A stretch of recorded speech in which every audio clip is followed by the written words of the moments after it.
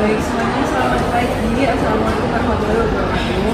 Waalaikumsalam warahmatullahi wabarakatuh. Sebelumnya perkenalkan, di sini saya Galuh Kirana dan rekan saya. Kami berdua akan mengajak teman-teman semua untuk pemberian edukasi terkait bencana non alam, khususnya untuk kita sekarang yang sedang menghadapi COVID-19 ya. Untuk edukasinya nanti berupa permainan tradisional dan olahraga.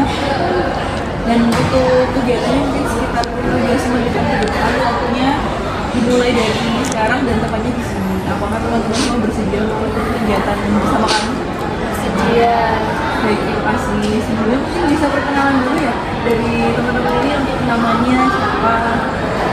Boleh bisa? Sebelumnya perkenalkan nama saya Nadina Aulia. Panggilannya Mbak? Oh ya, bisa dipanggil Nadina. Oke Mbak Dina. Kalau saya Fajria, biasanya dipanggil Fajri. Oke Mbak Fajri. Selanjutnya. Saya Aditya, bisa dipanggil dia. Oke Mbak Tia, jadi Mbak Nabila, Mbak Fajri dan Mbak Tia. Oke, untuk permainannya nanti akan dijelaskan oleh rekan saya. Mbak Dila, saya persilakan sambil saya mempersiapkan.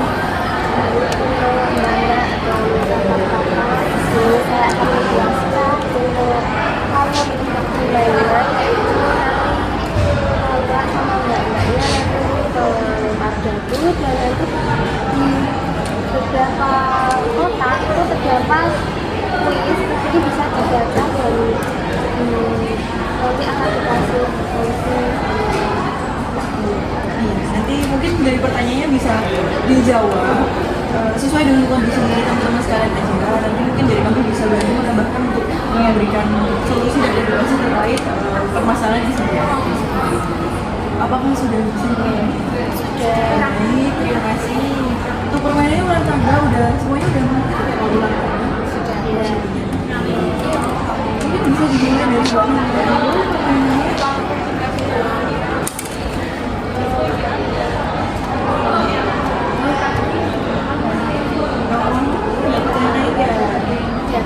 Iya diambil aja nggak apa-apa. Bisa dibacakan sekalian tuh pertanyaannya dan langsung dijawab nggak boleh. Dalam skala 1 sampai 10 bagaimana saya menilai kualitas tidur, fokus dan motivasi di sebandingkan sebelum pandemi. Menurut saya untuk kualitas tidur pasti berubah ya Mbak, karena kan saat saya juga terkena COVID itu sangat-sangat bagus sekali untuk tidurnya. Lalu juga untuk skalanya mungkin 1 sampai 10 di rumah saja, kita sama-sama menghibur. Lalu juga untuk motivasinya saat pandemi menurut saya sangat-sangat berbeda sekali. Kita juga pasti mendapatkan rasa yang sangat-sangat bisa dibilang pesimis lah dalam hal apapun itu, karena dalam kondisi seperti itu banyak sekali perubahan dalam hidup saya, dari pekerjaan dan semuanya keluarga juga akan berbeda ya, seperti itu. Oke, jadi untuk kualitas tidurnya menurun dari 1 sampai 10 di skala 5. Terus motivasinya juga berkurang ya. Untuk Mbak Nabila sendiri kalau boleh tahu di rumah ada keluarga atau sendiri? Sebetulnya saya anak rantau, jadi lebih jauh lagi. Makanya jadi motivasinya lebih turun.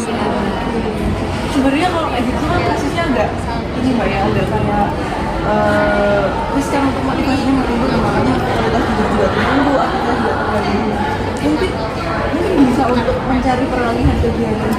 Jadi seperti misalkan sebelumnya ada kegiatan kuliah atau kegiatan pekerjaan yang di luar, mungkin bisa dijadikan di rumah. Lalu untuk kualitas tidurnya tuh bisa dibagi kayak kalau COVID itu kan kita cenderung untuk tidurnya malam, tidur pagi. Jadi bangunnya siang, bangunnya sore, otomatis perasaan juga jadi gak enak, motivasi untuk mau tidurnya juga gak enak. Mungkin bisa untuk coba mulai bangun lebih memulai hari lebih pagi.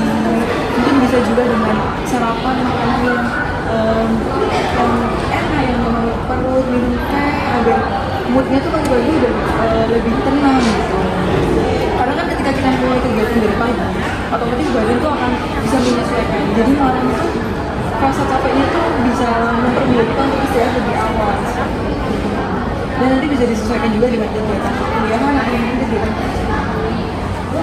Dan juga mungkin kalau di rumah atau di tempat atau merasa sendirian bisa video call atau bisa komunikasinya tetap dijaga di teman-teman di lingkungan keluarga. Jadi ini saya sendiri. Iya. Oke, terima kasih Mbak Dewi. Bisa dilanjutkan Mbak Fajri, silakan.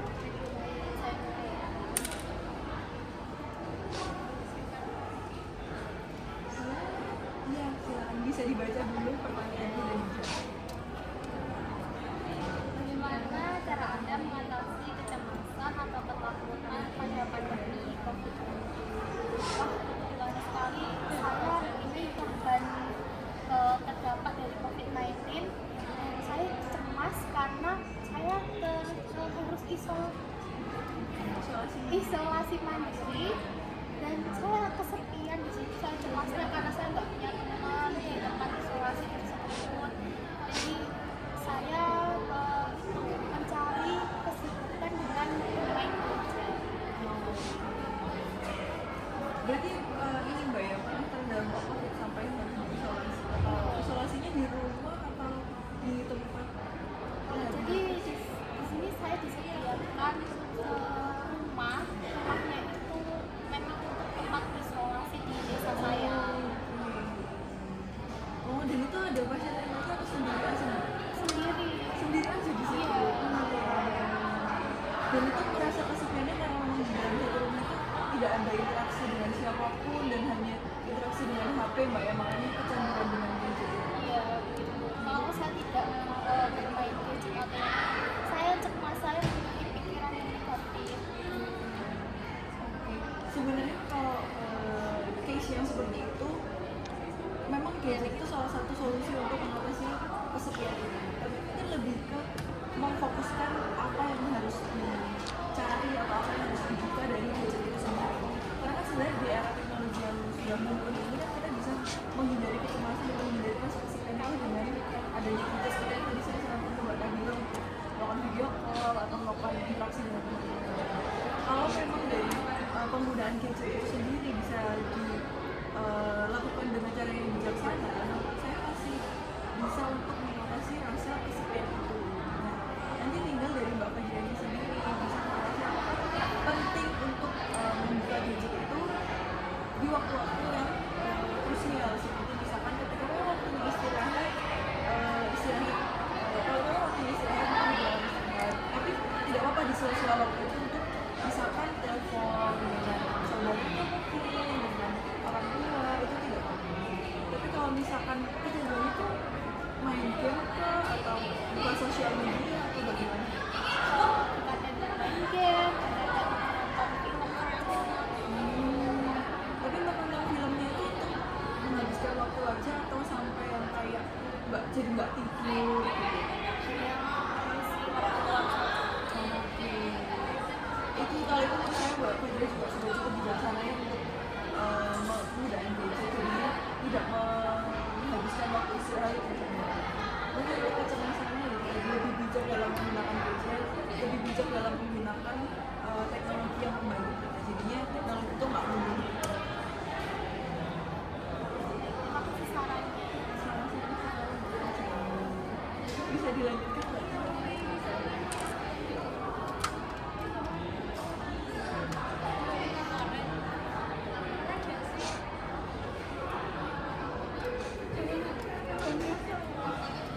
Apakah Anda tahu cara mencuci tangan yang benar? Apakah tahu? Cuma gini. Cuma gini-gini aja, oke.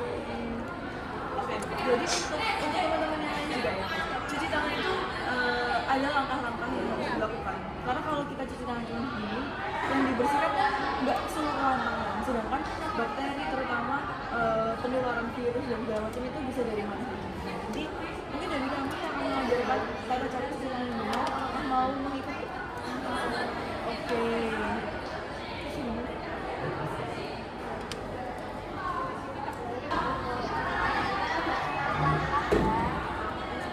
Pertama, cuci air mengalir menggunakan sabun. Ini untuk tangannya yang pertama kita buka 1, 2, 3, 4 yang lalu